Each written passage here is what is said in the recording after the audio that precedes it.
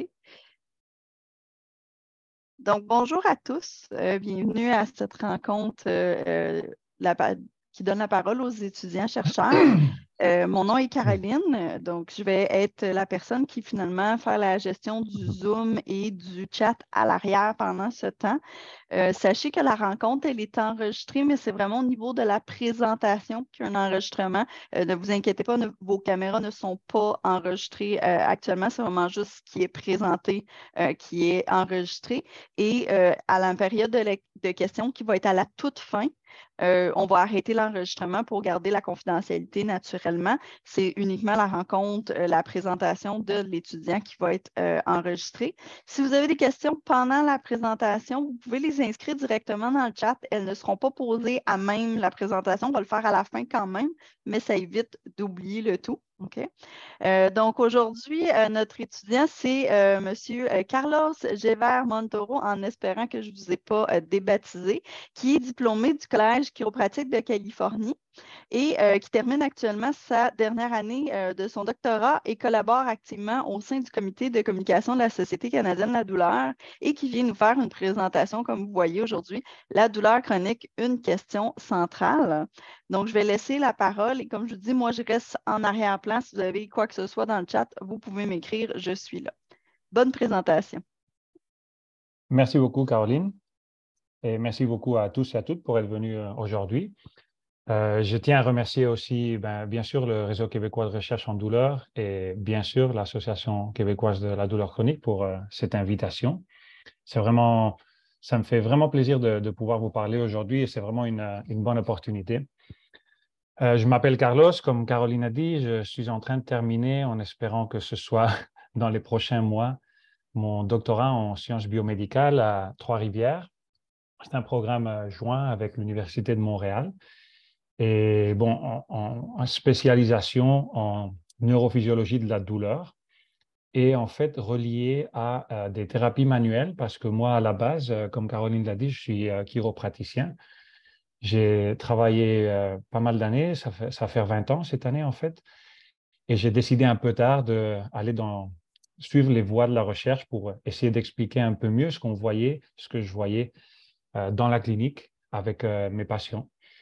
Et aujourd'hui, je voulais vous parler, bien sûr, de la douleur chronique comme une question centrale. En fait, bon, c'est un jeu de mots. Je vais vous parler de certains mécanismes qui sont considérés comme très importants dans le développement de la douleur chronique au niveau du système nerveux central, mais aussi, bien évidemment, de pourquoi la douleur chronique est-elle une question centrale, qu'est-ce qui est important. Donc, si vous avez des questions, n'hésitez pas à les poser. Je pense que le plus pratique par rapport à ce que Caroline m'a dit avant, ça serait dans le chat et puis après on en parle. Mais si jamais il y a quelque chose qu'il faut se parler à ce moment-là, je pense qu'aussi sur le chat, peut-être que Caroline vous autorisera pour suivre les démarches que vous suivez normalement pour ces présentations. Donc, je vais commencer avec des données que je pense que vous connaissez bien. C'est des données qu'on connaît bien au Canada, mais en fait, ce sont des statistiques qui sont les mêmes au niveau global. Une personne sur 5 vit avec de la douleur chronique, donc souffre de la douleur chronique. C'est une statistique assez importante, ça fait 20% de la population, et ce n'est pas une statistique qui est en train de diminuer, mais au contraire, c'est une statistique croissante. Donc, la douleur chronique a quand même un impact très important. Et cet impact ne l'est pas seulement pour les personnes qui, comme vous ou certains d'entre vous, souffrent de la douleur chronique, mais il y a aussi un impact à tous les niveaux. Ici, je vous dis la douleur chronique combien, c'est-à-dire il y a des coûts qui peuvent se mesurer dans ce que ça coûte à nos gouvernements, à nos systèmes de santé, etc. Et ce qui est important, je voulais vous surligner un peu ici, c'est que je ne peux pas faire les effets. Attendez, OK, voilà. C'est que la douleur chronique a des coûts qu'on appelle directs. Ici, en fait, vous voyez, il y a 3 chiffres différents parce que ce sont 3 études différentes, mais qui sont arrivées en fait à des chiffres très similaires, annuels, environ 16 milliards de dollars annuels en coûts directs, c'est-à-dire les coûts associés au traitement de la douleur, les frais d'hôpitaux, les médicaments, etc. Mais ce qui est vraiment intéressant, c'est que les coûts de la douleur chronique sont plus importants quand on tient en considération les coûts indirects. Ils sont à peu près 50% plus élevés que les coûts directs. Et qu'est-ce que ça veut dire, les coûts indirects? En fait, c'est ce que ça coûte la société. Surtout parce que quand on souffre de douleur chronique, on n'a pas la même capacité de fonctionner. On a un certain niveau d'incapacité ou de handicap par rapport à si on n'avait pas cette douleur chronique-là. Et en fait, ce sont des chiffres du Canada, mais ce sont des chiffres qui peuvent refléter ce qui se passe dans la plupart du monde parce que de nos jours, la douleur chronique est en fait la première cause d'incapacité au monde, incapacité ou handicap. C'est-à-dire, c'est la première raison pour laquelle une personne au niveau global n'est pas capable ce jour-là d'aller travailler ou de faire les tâches dont il doit prendre charge à la maison, de prendre soin de ses enfants, de ses petits-enfants, etc. Donc, l'impact est important. C'est pour ça qu'en 2019, le gouvernement fédéral a nommé un groupe de travail canadien sur la douleur qui a émis un rapport depuis, un rapport en 2019, un rapport en 2020, un rapport en 2021, qui a surtout dessiné le cadre pour le gouvernement. Et je vais vous laisser à vous-même de lire, mais surtout, je tiens à surligner la dernière phrase. Il y a un pourcentage très important de personnes qui vivent avec la douleur chronique, mais autant eux comme leurs proches méritent mieux. C'est-à-dire le problème, il est là, et le problème grandit parce qu'on n'a pas encore trouvé de bonnes solutions ni de façon de gérer. En fait, une des raisons pour lesquelles le fardeau et le problème de la douleur chronique ne fait que grandir, c'est qu'on ne connaît pas très bien qu'est-ce qu'est la douleur chronique et quels sont les mécanismes qui mènent à la douleur chronique. Donc moi, je voudrais commencer par une définition. C'est une définition médicale qui peut sembler arbitraire, en fait. La douleur chronique, en fait, se définit par la durée, par le temps. Quand on a une douleur qui persiste ou aussi qui récidive, parce que ça peut partir et revenir, quand ça persiste ou récidive pendant 3 mois ou plus, la douleur est considérée comme chronique. Quand je vous disais, ça peut sembler arbitraire, mais en fait, ça correspond à un seuil qu'on a établi d'une façon, c'est vrai, plus ou moins arbitraire, mais un seuil qu'on a établi parce que c'est à peu près le temps qui est nécessaire pour que nos tissus soignent et guérissent par eux-mêmes. Ici, on montre différentes étapes de régénérescence de tissus musculaires et la plupart de nos tissus, en fait, vont être situés ici en bas de cette diapositive, vont être en phase de régénérescence après 3 mois. Donc, si on a une douleur qui persiste après une blessure et qu'elle persiste pendant plus de 3 mois, c'est-à-dire qu'elle persiste au-delà, elle a dépassé les temps considérés comme normal de guérison. Et donc, du coup, si on a cette douleur, c'est parce qu'elle n'a plus une fonction d'alerte pour nous indiquer qu'il y a quelque chose qui va mal et qu'il faut qu'on guérisse, vu que les temps de guérison sont déjà passés. Donc, il y a quelque chose d'autre. Il y a quelque chose d'autre qui va pouvoir un peu s'expliquer par rapport aux recherches qui ont été faites, surtout pendant les derniers 20-30 ans. Et c'est de ça que je vais vous parler un peu plus. Donc, pour commencer ou pour continuer un peu, cette douleur chronique, elle peut avoir un impact sur plusieurs régions du corps, mais plus souvent, elle a un impact sur soit une région spécifique, comme vous voyez plutôt ici à gauche, c'est des régions spécifiques au niveau lombaire, au niveau du cou, au niveau de l'épaule ou des maux de tête, surtout ce qu'on considère des tissus musculo-squelettiques, mais aussi elle peut avoir un impact plutôt dans tout le corps de façon généralisée. Les arthrites en général ont tendance à influencer, à avoir un impact sur beaucoup de tissus au niveau du corps. Nous savons de nos jours que le cancer a tendance à créer aussi des douleurs chroniques qui sont souvent généralisées aussi. Et il y a des maladies comme la fibromyalgie qui sont une des caractéristiques, c'est précisément que la douleur est quand même pas mal répandue dans tout le corps, pas mal généralisée. En fait, malgré tout ça, les 4 manifestations, les 4 régions où la douleur chronique se manifeste le plus souvent sont celles qui sont montrées ici. Plus couramment, c'est les douleurs lombaires. Je pense que si on fait une levée de main, on va trouver beaucoup de monde qui malheureusement souffre de la douleur lombaire depuis plus de 3 mois. J'en suis entre ceux-là. Douleur au cou, maux de tête, migraine ou douleur orofaciale qui inclut aussi l'articulation temporomandibulaire. C'est des syndromes très communs. Et en fait, ce sont les manifestations les plus communes de douleur chronique. Et en fait, ces manifestations, excusez-moi, ça nous indique où est-ce que la douleur est perçue, mais ça ne nous dit pas nécessairement d'où est-ce que cette douleur vient. Je vais vous expliquer un peu ça, parce qu'il y a 5 ans, seulement 4 ou 5 ans, l'Association internationale pour l'étude de la douleur a proposé une classification de douleur qui est celle qui est reflétée ici, pour diviser les douleurs chroniques, en fait, dans 2 genres, la douleur chronique primaire et les syndromes de douleur chronique secondaire.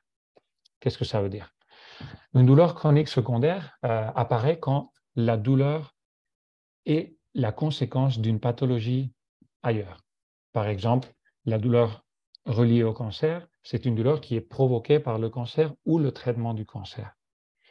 La douleur chronique post-chirurgicale est une conséquence de cette chirurgie. Donc, on connaît la cause et on sait que la douleur se maintient parce qu'il y a des mécanismes associés au cancer, par exemple, ou si on va un peu plus bas, à la douleur neuropathique, c'est-à-dire quand on a une blessure au niveau d'un nerf, par exemple le nerf sciatique. Ça peut provoquer des douleurs chroniques secondaires à cette neuropathie du nerf sciatique. Mais en fait, ce qui est intéressant et aussi ce qui nous coince au niveau de la recherche, c'est que la plupart des douleurs ne sont pas des douleurs chroniques secondaires, mais la plupart sont plutôt des douleurs chroniques primaires. Et pour les douleurs chroniques primaires, ce qui a été proposé comme nouveauté en 2018-19, c'est que la douleur en soi est le problème. Qu'est-ce que cela veut dire?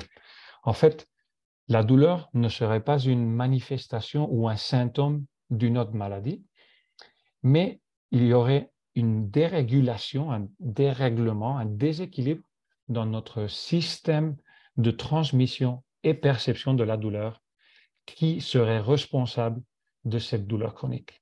Donc, comme quoi, il faudrait adresser en premier coup la douleur et non pas adresser une potentielle cause de la douleur secondaire. Donc, je vais vous donner certains exemples. Par exemple, un exemple de douleur secondaire, c'est l'arthrite rhumatoïde. On sait que la cause, en fait, c'est une maladie inflammatoire qui crée l'inflammation des articulations. Elle gonfle. Quand il y a une inflammation, on a mal. Et puis l'inflammation est très, très corrélée, très reliée à cette douleur. Elle peut avoir un impact sur plusieurs articulations. Très souvent, les articulations de la main, aussi assez souvent le pied, le genou, etc. Donc ici, on a une cause primaire, c'est l'arthrite rhumatoïde, et une manifestation secondaire, c'est la douleur qui malheureusement est chronique parce que ces crises inflammatoires sont souvent répétées et récidives. Un autre exemple, comme je vous disais avant, c'est la douleur reliée au cancer. Ici, vous pouvez voir certaines statistiques de l'Organisation mondiale de la santé. C'est en fait quelque chose sur laquelle on a prêté attention relativement récemment. Il y a une quinzaine d'années, on a commencé à voir, on a eu des rapports qu'un pourcentage très élevé de patients, plus de la moitié de patients qui reçoivent du traitement pour le cancer, ont après une douleur qui souvent devient chronique. On ne connaît pas très bien les mécanismes, mais on sait en fait quelle est la cause parce que ces patients-là, sans le traitement, sans le cancer, n'auraient pas développé cette douleur chronique. Donc, pour la douleur secondaire, c'est un peu plus facile. Pour la douleur primaire, c'est un peu plus difficile. Et en fait, parfois, c'est contre-intuitif. Ce n'est pas nécessairement quelque chose auquel on aurait pensé. Moi, comme chiropraticien, j'ai vu des images comme ça depuis plus de 20 ans. C'est une image d'IRM, de résonance magnétique. Vous pouvez voir ici, c'est la colonne lombaire. C'est la première vertèbre lombaire, deuxième, troisième, quatrième, cinquième. et puis le sacrum. Et entre les vertèbres, je pense que beaucoup d'entre vous, vous savez, et peut-être que vous avez déjà eu aussi des IRM, on a les disques intervertébraux.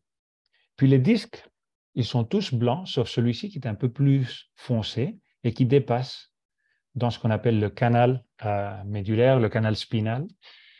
Et en fait, on devrait avoir une image de plus, mais certainement ici, on est devant une hernie discale. Et en fait, on fait des IRM assez fréquemment depuis plutôt 30 ans déjà. Donc, quand on a commencé à faire les IRM, et on était devant une IRM comme celle-ci, pour un patient qui souffrait d'une douleur lombaire depuis 3 ans, on se disait, ben voilà, on a découvert le problème, c'est l'hernie discale. Donc, l'hernie est la cause des lombalgies chroniques, ou au moins de cette lombalgie chronique. Malheureusement, les recherches nous ont prouvé le contraire. Nous ont prouvé que si ces patients-là avec l'hernie discale se faisaient opérer, leur douleur chronique, parfois, très souvent d'ailleurs, restait, et parfois, elle augmentait. On a aussi fait pas mal d'études qui nous ont démontré que beaucoup de personnes souffrant de douleurs chroniques au niveau lombaire se faisaient des preuves d'IRM et on voyait aucune trace d'hernie discale ou de protrusion qui sont, on va dire, une étape un peu plus tôt. Et aussi le contraire. On a vu que chez beaucoup de personnes qui n'ont aucun symptôme, qui n'ont pas de douleur ni aiguë ni chronique, on peut trouver 2 ou 3 hernies discales parfois.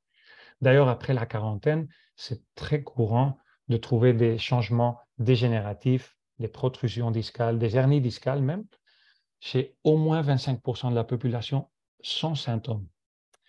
Cela nous dit qu'en fait, l'hernie discale ne peut pas être la cause de la plupart des douleurs chroniques lombaires, qui est, je vous répète, comme on a dit avant, c'est en fait la manifestation la plus commune de la douleur chronique. Donc on voit ça et on se dit, OK, c'est une douleur secondaire, mais en fait non. La plupart des douleurs chroniques lombaires, on pense que c'est des douleurs primaires, qu'il y a quelque chose qui nous rend en fait plus sensibles à la douleur. Et qu'on ait ou qu'on n'ait pas une hernie discale ne marque pas précisément la différence pour développer la douleur chronique. En fait, c'est pour ça qu'on peut trouver des graphiques comme celui-ci qui essayent d'expliquer, en fait, le but, c'est un but très bénin, qui essaie d'expliquer quels facteurs peuvent mener à la douleur chronique, comme par exemple une mauvaise posture, une mauvaise position, un mauvais matelas, des ergonomies incorrectes au travail ou l'utilisation de talons à aiguille très souvent. Mais en fait, ce n'est pas si simple que ça. Malheureusement, ces facteurs, on va les appeler des facteurs périphériques, des choses qui ont un impact sur notre colonne lombaire au niveau de la mécanique de la colonne lombaire. On n'a pas trouvé suffisamment de preuves pour démontrer que ces facteurs-là peuvent provoquer de la douleur chronique. Sinon, ça serait trop simple. On interrompt ces comportements qui mènent à la douleur chronique et on serait tous guéris. Mais ça ne marche pas si facilement que ça. Et en fait, on voit qu'il y a des personnes qui ont des positions, une ergonomie très pauvre, mais qui ne développent jamais de la douleur chronique. Et au contraire aussi, des personnes qui ont une super position, une ergonomie parfaite, qui font du yoga, mais qui quand même développent la douleur chronique. En fait, ceci est beaucoup plus complexe, beaucoup moins attirant. Je vous avoue que ce graphique que je vous présente là n'est pas très attirant, mais en fait, ça vient d'un article scientifique publié dans le Lancet. C'est en ce moment le journal médical le plus important au monde. C'est une publication en fait très importante sur la douleur chronique qui date d'il y a 1 an et demi à peu près. Et en fait, ce graphique, il essaye d'intégrer les différents facteurs qui peuvent avoir un impact sur la douleur chronique. Ça commence par parler de la nociception. La nociception, vous connaissez peut-être déjà à cause d'autres présentations, mais je vous explique que c'est la transmission de messages potentiellement douloureux. Donc, il y a des messages qui se transmettent, mais qui ne mènent pas nécessairement à la douleur ou à la souffrance, parce que la perception de douleur et souffrance vont dépendre non seulement de cette nociception, mais de facteurs socioculturels, biologiques ou physiques. Évidemment, le fait d'avoir une hernie discale peut mener à la douleur, évidemment, mais ce n'est pas un critère nécessaire. Et des facteurs aussi psychologiques. Ça veut dire que quand on a une douleur chronique, oui, on a quelque chose qui envoie un message douloureux, mais il y a d'autres facteurs qui en même temps jouent pour qu'on arrive à avoir de la douleur ou en souffrir.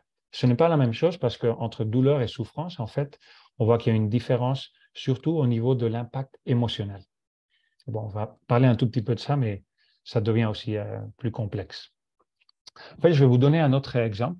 Ce graphique-ci vient d'une étude qu'on espère pouvoir publier très bientôt. Il vient d'être presque accepté.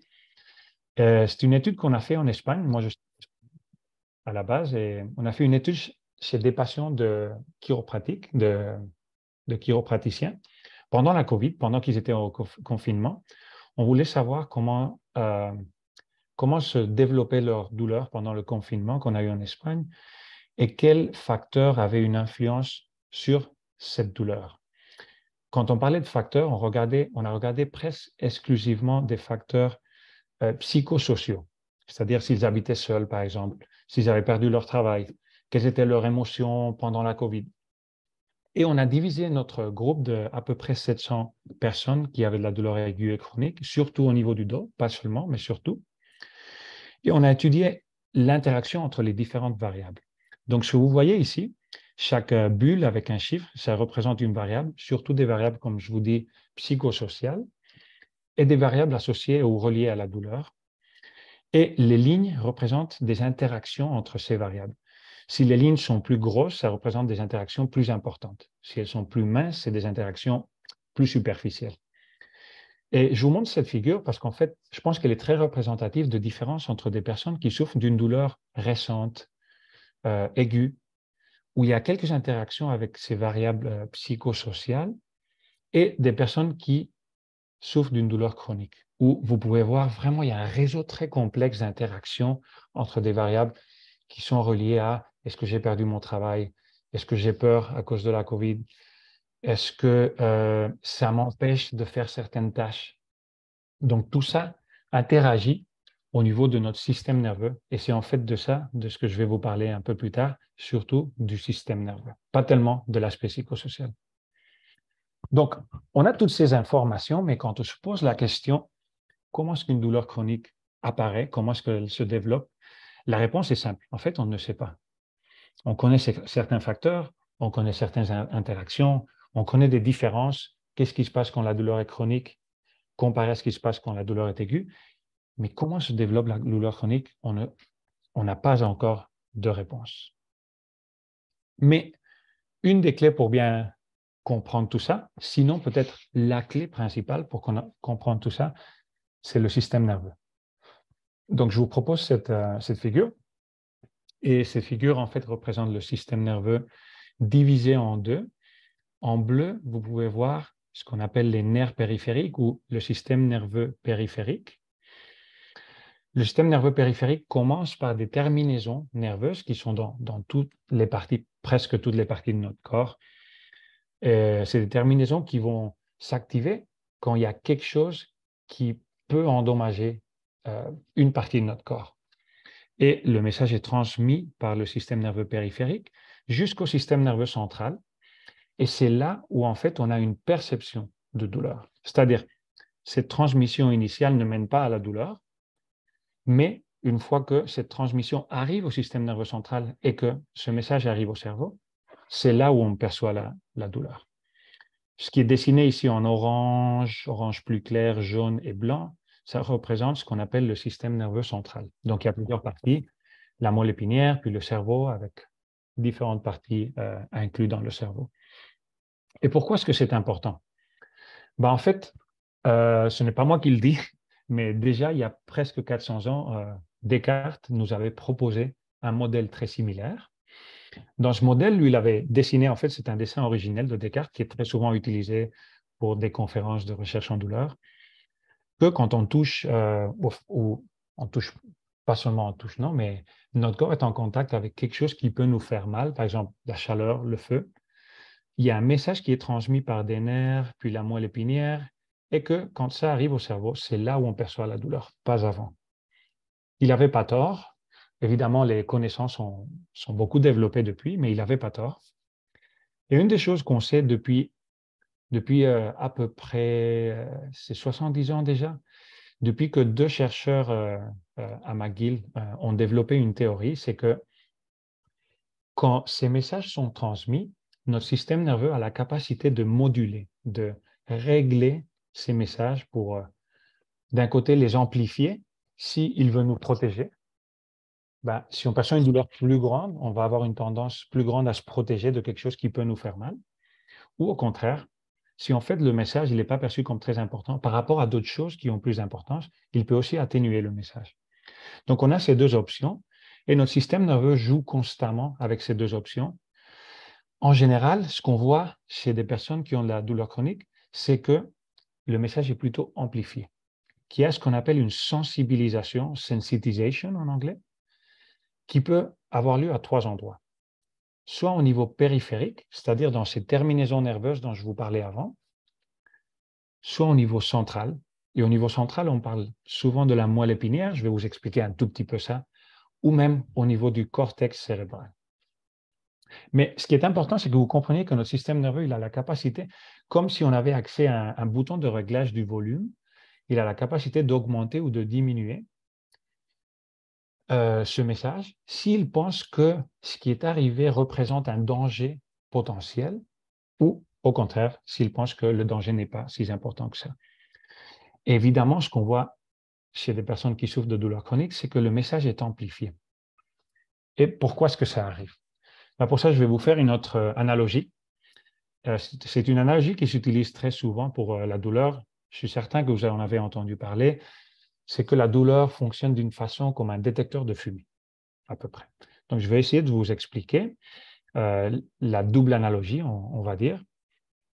Donc, on a comme une activité de base où on est loin d'un seuil. Le seuil, c'est à partir du moment où le détecteur de fumée s'allume, se déclenche, ou, pour faire l'analogie avec la douleur, que nous, on commence à avoir une expérience douloureuse. Donc, pendant ce temps, on a beaucoup d'espace pour, imaginez, je vais vous dire, si vous commencez à faire à manger, etc., ben, il y a pas mal de fumée qui doit s'accumuler pour que le détecteur se déclenche. Pour la douleur, imaginez que je pars courir là. Moi je fais des courses, je fais des marathons. Ben, je vais courir. Je me suis dit, OK, je vais faire 20 km aujourd'hui. Et puis mon genou, il commence à se charger un peu. Donc, je commence à courir. Et puis petit à petit, il y a des messages qui me rapprochent de ce seuil. Et aussi, c'est important de comprendre ça parce que c'est vrai que si moi je pars courir là, c'est possible que pendant 1 heure, je n'ai pas de douleur. Puis à un moment donné, je commence à avoir douleur parce que j'ai traversé le seuil. Puis je me suis dit, ah ben, ça doit être quelque chose que je viens de faire là tout de suite. Mais souvent, ce n'est pas le cas, mais c'est une accumulation. Donc, c'est pareil pour la fumée. Ça commence à s'accumuler, puis on atteint le seuil. Et là, on a mal ou le détecteur de fumée se déclenche. Donc, ici, souvent, on a l'option de dire, OK, allez, je vais arrêter de faire à manger, je vais ouvrir les fenêtres, quoique j'ai vu les températures pour le week-end prochain, moins 33 degrés samedi. Je ne sais pas si, si je vais faire ça à la première option. Donc, je vais arrêter de cuisiner au moins, j'arrête de courir et je vais essayer de retourner à ma ligne de base. Mais imaginez-vous qu'au lieu de faire ça, j'ai vraiment envie de manger mon burger et je me sens comme si j'étais en train de faire une barbecue. Et du coup, je recommence à faire à manger ici. Je suis ici. Donc, je ne suis pas très loin de ce seuil, ce qui veut dire qu'il y a très peu de fumée qui peut s'accumuler pour que l'alarme recommence. C'est pareil pour l'analogie au niveau de la course. Je suis parti courir, je suis loin de chez moi, j'arrête un tout petit peu, je me dis, allez, je vais redémarrer. Je vais être pendant un bon moment, je vais être ici. Ça se peut que j'arrive à gérer, mais ça se peut aussi que j'arrive au niveau du seuil, que j'ai mal et que je dois l'arrêter. En fait, ce qu'on comprend aujourd'hui, c'est que notre ligne de base n'est pas la même pour tout le monde. Il y a des gens qui sont plus sensibles. Bon, ici, il est écrit extra sensible. Il y a des gens qui vont être plutôt ici. Il y a des gens qui vont être plutôt ici. Et puis nous-mêmes, il y a des moments dans notre vie où nous sommes ici en bas, où nous sommes ici en haut, etc. Il y a des choses qui nous ramènent plus près du seuil. Et quand ces choses nous ramènent plus près du seuil, en fait, ce que ces choses font, c'est qu'elles forcent notre système douloureux à tourner ce bouton de volume, de réglage de volume, un peu plus vers le haut. Ça nous ramène et ça nous fait devenir plus sensibles. En général, on va parler de deux façons de sensibiliser notre système. Une sensibilisation plutôt périphérique et une sensibilisation plutôt centrale. Je vais essayer de... En fait, c'est des concept assez complexe, mais je vais essayer j'espère que vous pouvez me suivre. Donc, une chose est la sensibilisation périphérique. Par exemple, j'ai mon détecteur de fumée, il peut devenir plus sensible parce qu'il y a des choses autour de lui, dans sa périphérie, qui le font devenir plus sensible. Imaginez-vous si, près du détecteur de fumée, je suis en train de faire à manger, mais je prends aussi une douche et à la vapeur d'eau, vous savez, ça m'est arrivé qu'avec la vapeur d'eau, l'alarme se déclenche. Donc, du coup, c'est possible qu'il y a des choses qui ne sont pas nécessairement reliées à la douleur, mais qui déclenchent cette douleur, comme par exemple la vapeur d'eau, dans ce cas. Chez nous, c'est pareil. Il y a des choses qui peuvent nous sensibiliser. Par exemple, si vous n'êtes jamais brûlé la peau, je crois que c'est possible que ça vous est arrivé parce que l'été ici, quand même, le soleil frappe fort. On se brûle la peau.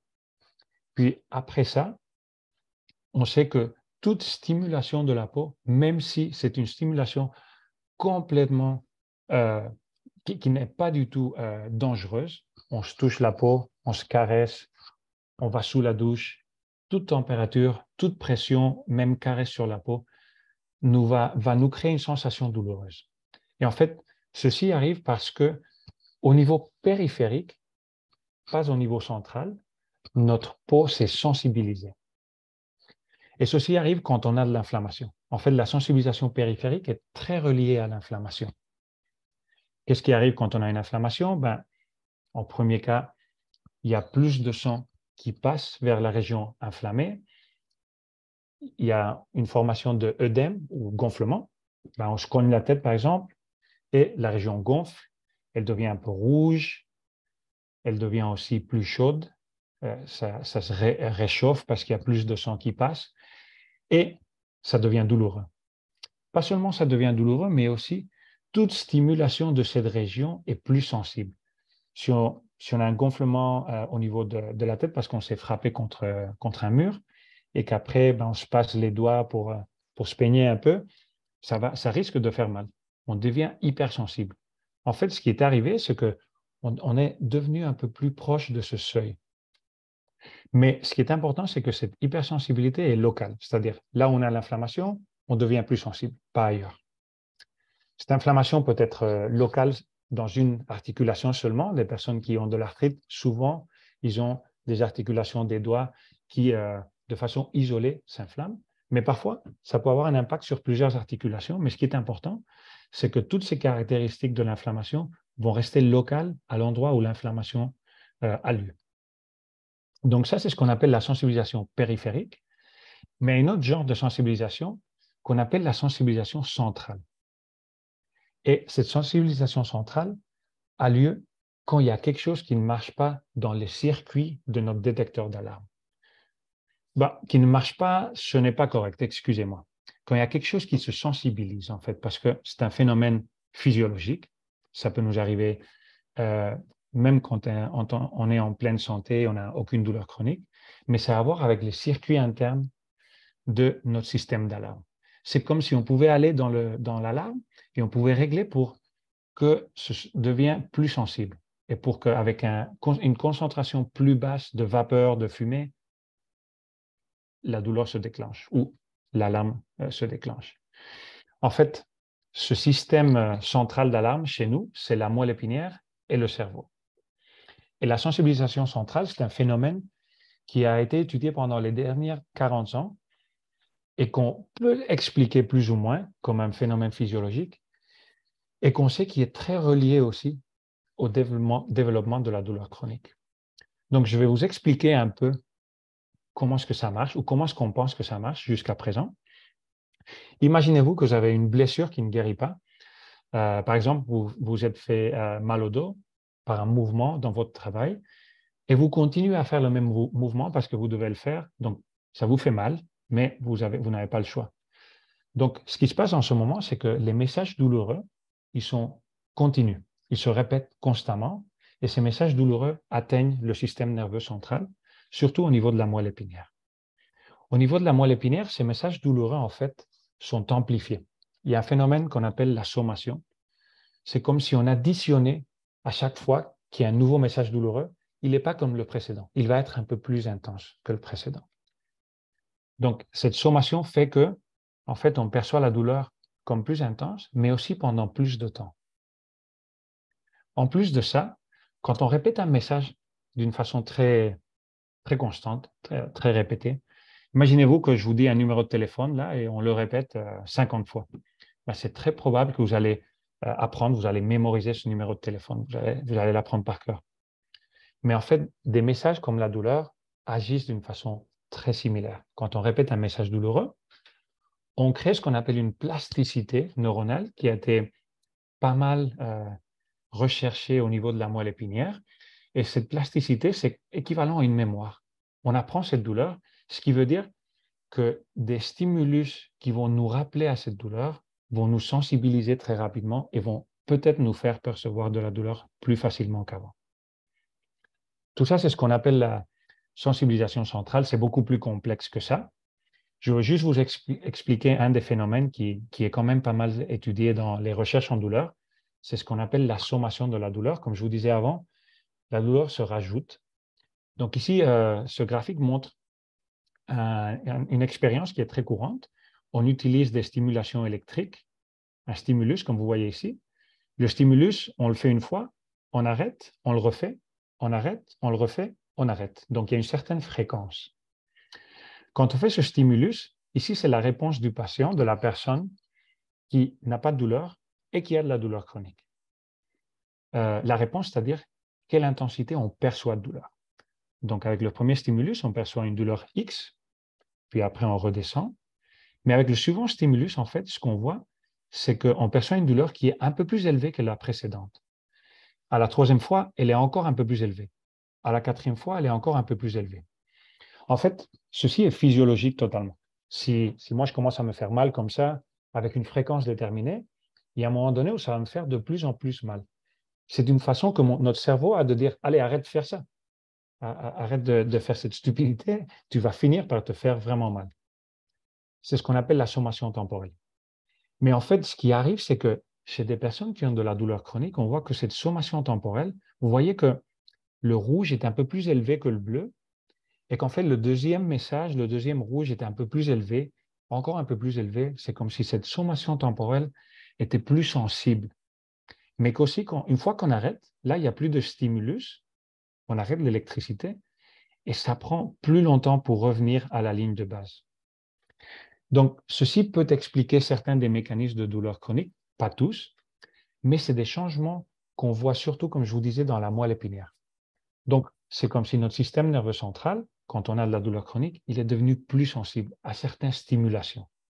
Plus sensible que pour d'autres personnes, mais aussi plus sensible que pour nous avant d'avoir développé cette douleur chronique. Comment est-ce qu'on arrive à ça? On ne le sait pas, mais il y a certaines hypothèses. Par exemple, il paraît que l'inflammation peut jouer un rôle parce que l'inflammation aussi, elle peut persister dans le temps. A priori, si on se fait une blessure, l'inflammation dure de 2-3 jours à une semaine maximum. Puis après, ça devrait revenir à une ligne de base sans inflammation. Mais c'est vrai qu'on a détecté chez certaines personnes, ça a été pas mal étudié par exemple pour des personnes qui ont le syndrome de l'intestin irritable, qu'une inflammation plus faible, d'une intensité plus faible, peut persister dans le temps. Ce n'est pas la même chose que si je me frappe la tête en ce moment contre la porte, je vais avoir une inflammation aiguë plus importante, une douleur plus forte. L'inflammation persistante dans le temps, elle est beaucoup plus faible, mais c'est comme si elle nous faisait devenir un peu plus sensibles à la douleur. Ce qu'on sait par rapport à ça, c'est que le système immunitaire, c'est celui, en fait, l'inflammation en général est déclenchée par notre système immunitaire. Dans ce cas, dans les cas où il y a une inflammation à faible intensité mais persistante, c'est comme si le système immunitaire, il surréagissait, il était plus sensible. Et quand il est plus sensible, il a tendance à libérer des substances qu'on appelle des cytokines. C'est un peu représenté ici à droite. Ceci représente une cellule du système immunitaire. Si elle est plus sensible, elle a besoin de moins de stimulus pour libérer les cytokines. Et les cytokines, elles ont un impact sur certaines cellules.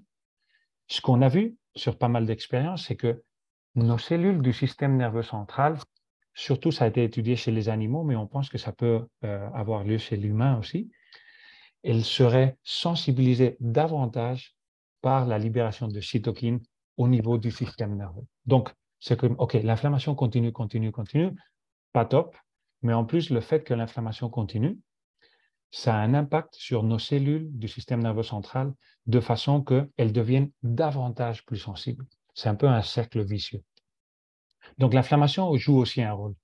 On n'a pas arrivé à connecter toutes les pièces, mais on commence à comprendre un peu mieux toutes ces pièces-ci. Et en fait, on se pose toujours la question, pourquoi est-ce que ça arrive? Est-ce que c'est suffisant le fait que j'ai une inflammation continue pour expliquer ça? Qu'est-ce qui fait que l'inflammation soit répétée? On ne sait pas bien, on ne comprend pas bien les mécanismes, mais en fait, on sait que notre propre système nerveux a des mécanismes qui servent à régler ce détecteur, à le réparer de temps en temps, à le faire plus ou moins sensible dépendant des circonstances. C'est ce qu'on appelle le système de modulation de la douleur. C'est comme si, avec une certaine fréquence, il y a un système à l'intérieur de notre système nerveux central qui pourrait nous rendre un peu plus sensibles, un peu moins sensibles. Si on est devenu plus sensible, il nous ferait retourner jusqu'à une ligne de base normale, ou si on est moins sensible, au contraire. C'est comme si on recevait des visites régulièrement de quelqu'un qui vient réparer le détecteur pour s'assurer que le senseur n'est pas trop sensible et que l'alarme ne se déclenche pas sans raison, ou au contraire. Surtout pour les alarmes, ça serait plutôt important qu'elle n'est pas trop peu sensible. Sinon, on pourrait avoir une accumulation de fumée sans une réponse rapide du détecteur. Ce système de réglage, c'est ce qu'on appelle, comme je vous disais avant, le système de modulation de la douleur. Je vais vous expliquer ça aussi très rapidement parce qu'il y a beaucoup de détails sur ça, mais quand on perçoit une douleur, par exemple, on se fait mal au doigt, il y a des messages, comme nous avons parlé avant, qui sont transmis ici en rouge jusqu'au cerveau. Le cerveau, il peut décider, le cerveau et d'autres parties du système nerveux central, si on veut que le message soit amplifié ou atténué. Et pour ça, il utilise des neurones qui descendent et qui reviennent vers l'extérieur pour nous sensibiliser plus ou moins. Et ces systèmes, ils sont présents chez l'humain et chez beaucoup d'animaux. Ça nous aide à survivre et à nous adapter à différentes circonstances qui peuvent potentiellement être dangereuses ou pas pour survivre à la fin. Mais en fait, ce qu'on sait, c'est que ce système de réglage peut aussi tomber en panne, peut aussi fonctionner d'une façon pathologique. Et on a vu chez certaines personnes qui souffrent de la douleur chronique que c'est le cas. On a vu qu'il y a certains facteurs qui ont une influence sur ce système. Par exemple, nos mémoires de douleur, dont on a parlé avant, la plasticité. Au plus de plasticité de douleur, au plus probable que ce système ne marche pas aussi bien. Nos expériences passées, c'est-à-dire cette fois-ci notre mémoire vraiment associée à « oh, quand j'ai fait ça, j'ai eu mal », donc du coup, on va être prédisposé à s'attendre à avoir mal avec certaines activités. Donc, notre cerveau nous dit « OK, il faut sensibiliser parce que si on fait cette activité-là, on va avoir mal. » Et comme ça, on va pouvoir échapper plus facilement de ce stimulus douloureux. Notre attention aussi. Au plus on prête attention à quelque chose qui peut nous faire mal, au plus on va se sensibiliser. Nos émotions aussi, surtout les émotions négatives, ont tendance à nous rendre plus sensibles à des choses qui peuvent aussi nous faire mal. Nos pensées par rapport à si on pense que quelque chose peut nous faire mal, même si on n'a pas eu d'expérience passée, c'est plus facile qu'on soit sensibilisé envers le stimulus que ceci peut créer. Donc, il y a quand même pas mal de choses centrales au niveau du cerveau qui ont été étudiées et qu'on sait qui peuvent nous rendre un peu plus sensibles, qui peuvent augmenter cette sensibilisation centrale. Et qu'est-ce qui se passe dans ce cas? Quelles sont les conséquences si ce détecteur se dérègle, si on n'a pas suivi les visites de réparation et qu'il ne marche pas bien? Mais en fait, ceci est un cadre qui est vraiment très général. Il y a beaucoup de personnes qui ont de la douleur chronique et qui n'ont même pas la moitié de ces symptômes, mais c'est des symptômes que nous savons peuvent être reliés à la sensibilisation centrale. Par exemple, imaginez-vous, vous avez quelque chose qui ne va pas au niveau du genou, vous avez vraiment une blessure au niveau du genou, knee pathology, comme il est écrit ici. En fait, cette blessure peut donner lieu à une douleur qui se répand pas seulement au genou, mais qui se répand à plusieurs endroits de la jambe. Parfois, ça peut passer à l'autre jambe. Parfois, ça peut alterner d'une jambe à l'autre. Parfois, ça peut commencer à monter vers le haut. Pourquoi? Parce que cette blessure au niveau du genou a créé une sensibilisation de nos systèmes nerveux, pas seulement au niveau périphérique, mais aussi au niveau central. En fait, ça peut aussi se mesurer en mesurant des seuils, en mesurant quels sont nos seuils de sensibilité. Et pas mal d'études sont déjà aussi dédiées à étudier les seuils mécaniques, c'est-à-dire quel degré de force on peut appliquer avant de percevoir une douleur chez des personnes qui ont de la douleur chronique. Et ce qu'on voit, c'est que non seulement les régions atteintes par la douleur chronique sont plus sensibles, mais aussi d'autres régions du corps deviennent aussi plus sensibles à ces stimulations. Parfois, il y a des personnes qui souffrent de la douleur chronique qui développent aussi une sensibilité aux odeurs, ou une sensibilité à la lumière ou à d'autres stimulus qui ne sont pas nécessairement reliés à la douleur. Tout ça peut s'expliquer, au moins partiellement, avec ce qu'on appelle la sensibilisation centrale. Et si le détecteur se dérègle, c'est possible qu'on souffre d'une douleur chronique primaire, comme je vous ai parlé avant. La douleur est surtout au niveau lombaire, mais en fait, ce n'est pas la région lombaire qu'on doit traiter. Mais si on peut, l'idéal, ça serait d'adresser cet excès de sensibilisation centrale. C'est un des plus grands focus de la recherche présente en douleur chronique pour les douleurs chroniques primaires. Un très bon exemple est la fibromyalgie, parce qu'en fibromyalgie, c'est à peu près tout le corps qui devient sensible. C'est une douleur qui est généralisée, mais ça ne veut pas dire que toutes nos articulations, tous nos muscles sont endommagés et ne marchent pas. Mais qu'il y a quelque chose au niveau du système nerveux central qui rend toutes ces régions pour lesquelles on souffre de la douleur, qui les rend plus sensibles. Mais aussi, c'est vrai qu'il y a des études plus récentes qui ont vu que pour certaines arthrites, pour l'arthrite rhumatoïde, pour l'ostéoarthrite ou l'arthrose, et aussi pour les douleurs associées au cancer, que la sensibilisation centrale est un des phénomènes qui aussi mène à ces douleurs chroniques dans le temps. Et pourquoi est-ce que tout ça est important? Pourquoi est-ce que je vous ai parlé de tout ça? Là, je m'emmène vers ma conclusion.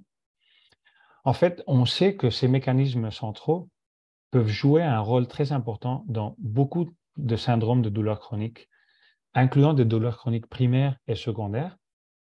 On sait de nos jours que ces mécanismes contribuent peut-être à la transition entre la douleur aiguë et chronique. Donc, idéalement, si on pouvait les modifier, on pourrait arrêter ou prévenir le développement de la douleur chronique avant qu'elle arrive. Mais aussi, on pourrait diminuer la perception de douleur chronique quand la douleur s'est déjà installée. Mais aussi, on sait que ces mécanismes contribuent aussi au développement de l'incapacité, de handicap relié à la douleur chronique. Donc, même si on ne pouvait pas diminuer la douleur, mais qu'au moins la personne qui souffre de cette douleur peut avoir une vie plus normale, moins dépendante par rapport à cette douleur chronique. En outre, d'autres facteurs, évidemment, qui sont là, mais la sensibilisation centrale semble être un des phénomènes les plus importants. En plus, je vous dirais pourquoi c'est important, parce que si on connaît ces mécanismes, ça peut aussi nous donner une explication par rapport à ce qui nous arrive. Ce n'est pas une explication parfaite, on n'est pas arrivé au bout, mais ça nous permet de comprendre qu'est-ce qui nous arrive. Ça nous permet de comprendre aussi pourquoi certains de nos soignants sous-estiment notre douleur et pourquoi ces soignants et ces professionnels de la santé devraient avoir une connaissance plus en profondeur de ces phénomènes de sensibilisation centrale pour mieux traiter leurs patients. Ça peut aussi nous aider à comprendre quels facteurs contribuent et donc, dans ce cas, au moins traiter les facteurs qui contribuent au développement de la douleur. Ça nous permet de comprendre pourquoi certains traitements ne marchent pas s'ils n'adressent pas la sensibilisation centrale, par exemple, les anti-inflammatoires classiques, en général, pour beaucoup de syndromes de douleur chronique, soulagent très peu de cette douleur. Permet donc d'identifier peut-être des traitements qui vont marcher mieux si ces traitements sont capables de cibler la sensibilisation centrale, si on est capable de la changer, et en même temps d'éviter des traitements qui peuvent être inutiles, notamment quand ces traitements sont très invasifs. Moi, l'exemple le plus important que je vois, c'est quand on essaye de traiter une lombalgie, une douleur lombaire chronique, avec simplement une chirurgie. On va enlever l'hernie discale et tout va se soulager après. Malheureusement, le pourcentage de chirurgie qui ne marche pas dans ces cas est très, très important. Et donc, qu'est-ce qu'on peut faire avec? Peut-on réparer ce détecteur de fumée qui ne marche pas? Je vais vous proposer certaines stratégies très simples. Je ne vais pas vous donner une solution ici. Encore, je ne la connais pas, mais on sait qu'on peut, par exemple, réduire la stimulation périphérique, donc ce qui stimule notre récepteur, notre détecteur, pardon, de fumée. Comment est-ce qu'on peut réduire tout ce que stimule notre récepteur? Bon, le mouvement, notre posture peut avoir un impact. Donc, par exemple, l'exercice physique est une stratégie très importante. Certaines thérapies manuelles, par exemple, dans mon cas, je suis biaisé, la chiropratique, mais bien sûr, la kinésithérapie, l'ostéopathie, si ça marche pour vous. Ce qu'on appelle une contre-stimulation, c'est-à-dire parfois des stimulations électriques comme le TENS, je ne sais pas si quelqu'un d'entre vous a déjà essayé, peut aider à réduire ces stimulations périphériques. C'est certaines stimulations électriques qui vont combattre les fibres qui transmettent la douleur. Et bien sûr, certains médicaments analgésiques. Donc ça, c'est une façon, mais ce n'est pas suffisant. Probablement, il faut qu'on réduise ou qu'on, d'une façon, adresse l'inflammation. L'exercice physique est une des meilleures stratégies pour réduire l'inflammation au niveau global, mais aussi peut-être l'application de chaleur, de froid, notre alimentation qui peut aussi avoir un impact sur l'inflammation. Je suis certain que vous avez déjà au moins entendu parler de ça. Ce n'est pas mon champ d'expertise, mais je pense que c'est quelque chose à regarder. Et bien sûr, certains médicaments anti-inflammatoires qui peuvent aussi aider pour l'inflammation à long terme, mais aussi essayer de réduire l'impact au niveau plutôt central, réduire l'attention qu'on prête à la douleur et les émotions négatives reliées à la douleur. Il y a certaines thérapies psychologiques qui marchent très bien, il y a la méditation, le mindfulness qui peut dévier cette attention. Il y a des pratiques de distraction, il y a beaucoup de patients de douleurs chroniques m'ont parlé au cours des années de choses qu'ils font qui leur permettent de leur distraire de la douleur chronique. Danser, chanter, etc. Trouver quelque chose qui nous permet de prêter attention ailleurs. Mais aussi si on peut trouver des médicaments qui auraient un impact sur le système nerveux central pour modifier cette sensibilisation. Donc avec ça, je termine. C'est vrai qu'il y a cette diapositive, je voulais l'inclure aussi parce que j'ai beaucoup aimé ce graphique ici à droite. En général, on parle aussi beaucoup de tout ce qui peut nous aider à avoir plus d'énergie. C'est vrai que ce sont des conseils qui peuvent servir pour toutes les maladies, pas seulement pour la douleur chronique. Réduire le stress, réduire l'anxiété, apprendre à mieux respirer, apprendre à mieux se reposer. Mais c'est vrai que parfois, quand on a une douleur chronique, le repos n'est pas facile parce qu'on ne dort pas bien, parce qu'on a mal au lit, on ne trouve pas une bonne position.